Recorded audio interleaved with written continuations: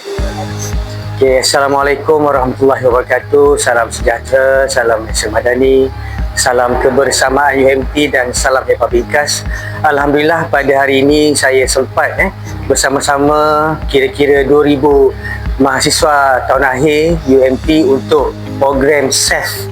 Dan melalui program ini pelajar-pelajar kita diberikan banyak pendedahan tentang persiapan mereka melangkah ke dunia pekerjaan, bagaimana untuk mereka membuat resume, persiapan untuk menghadiri temu duga dan beberapa aspek kemahiran yang lain.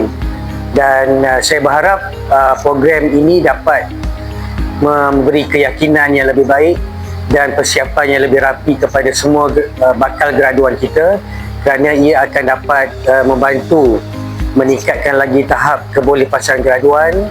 Dan saya ucapkan tahniah juga kepada Pusat Keusahawanan dan Kebolehpasaran Graduan UMT JEM dan bersama Talent Corp dan juga fakulti yang telah menyusun program yang sebaik ini.